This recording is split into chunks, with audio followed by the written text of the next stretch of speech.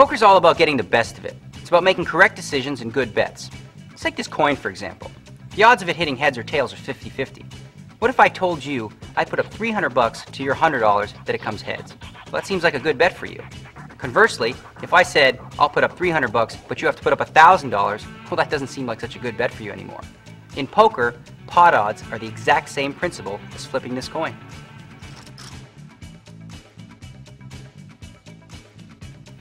When it comes to pot odds, the first thing you need to think about is what price the pot is laying you.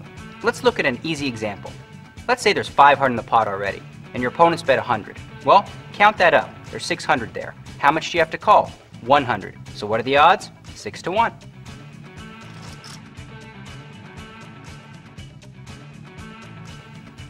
Now once you've figured out what price the pot is laying you, it's important to understand what the odds of you actually making your hand is. So let's look at an example.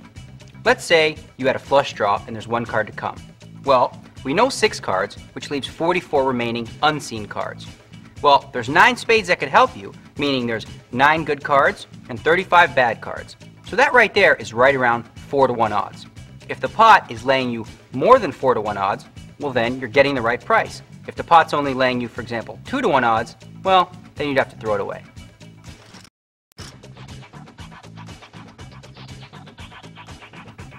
If you ask world champion Carlos Mortensen, he'll probably tell you, poker is all about the bluffing. Well, while bluffing is definitely an integral part of your overall strategy, I mean, that's not all there is to it. First of all, you got to figure out, who do you bluff? Think about that for a second. How you can bluff an amateur? An amateur doesn't even know what he has, let alone he's going to try to figure out what you've got now. How about the maniac? You don't want to get involved with these guys. You trap maniacs. You don't try to bluff them. The guys you want to bluff are the rocks, the weak and the timid.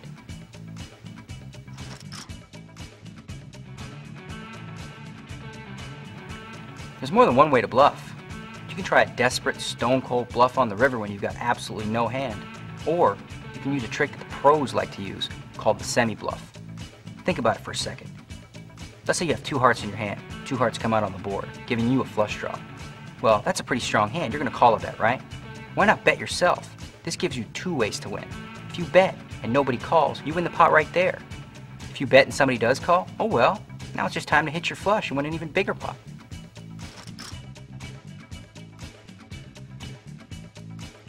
I see far too many rookies throwing out that desperation bet on the river thinking that's the only way they can win. But that's not how you bluff.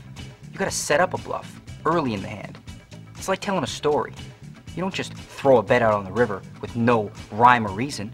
You're telling a lie, you gotta tell it right.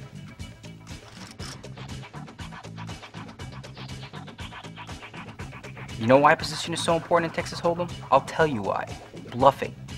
When you get to see what your opponents do before you have to act, you get so much more information that you can use against them. Think about it. Your opponent checks, he's either trapping you or he's got nothing. It's your job to figure out which one it is.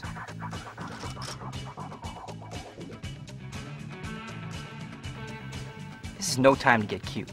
There's too many people in the pot to try bluffing wildly when there's so many people that could hit the flop. Yeah, when you're up against one guy, sure you can bluff, especially if he checks to you.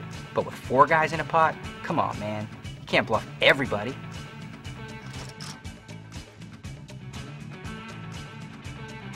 So why would you ever show a bluff? I'll tell you why. There's nothing sweeter than taking a pot off a guy with absolute rags and then showing it to him as he throws his hand in the muck. It'll send him on complete tilt for the rest of the session. And everybody else at the table, they'll get to see that you're willing to bluff, you might have the nuts, they'll never be able to figure you out.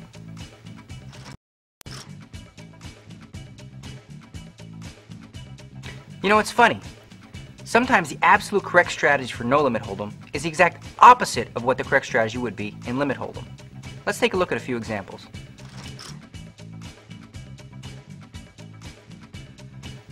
Probably the biggest difference between no limit and limit hold'em is the way you approach playing on the flop. Now in limit hold'em, it's all about pound, pound, pound.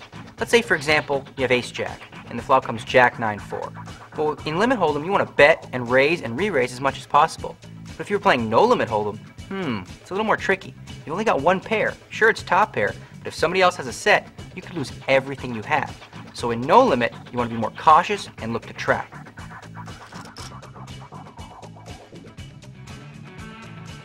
In limit hold'em, when you get to the river, it's totally okay to stay aggressive. If you think you have the best hand, go ahead and bet one more time. What's the worst thing that can happen? You lose one more bet. Big deal. It's not the end of the world. But in no limit hold'em, it just might be.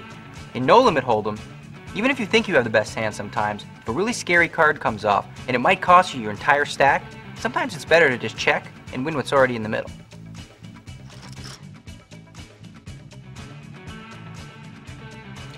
Limit hold'em has often been described as a science, while no limit hold'em is often considered an art form. See, the problem with bluffing in limit hold'em is you just can't put enough pressure on your opponents with one stinking bet. However, in no limit hold'em, if you think your opponent's weak, you can bet it all if you want. Now that ought to scare them.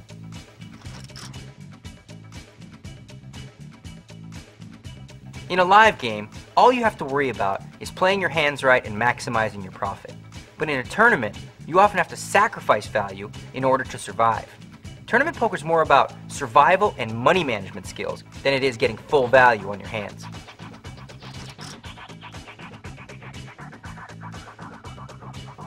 There are mixed theories on how to approach the early stages of a tournament. The best approach, though, is to take calculated risks and really go after those dead money players. There's more bad players in the early stages of the tournament, and if you don't get that dead money, one of the other top players will.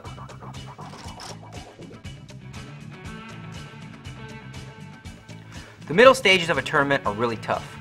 Your strategy depends on your table composition. If you're at a table with a bunch of weak and timid players, well then you be a maniac and start attacking them. However, if there's already a bunch of maniacs at your table, well then you need to be patient, sit back, and look to trap them. It's all about ebb and flow.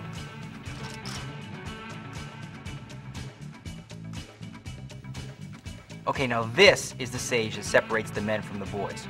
What you want to do now is get super aggressive, especially against the wimpy players who aren't looking to play and just squeak into the money. The real champions at this stage live by a philosophy. It's real simple. In order to survive, you must be willing to die.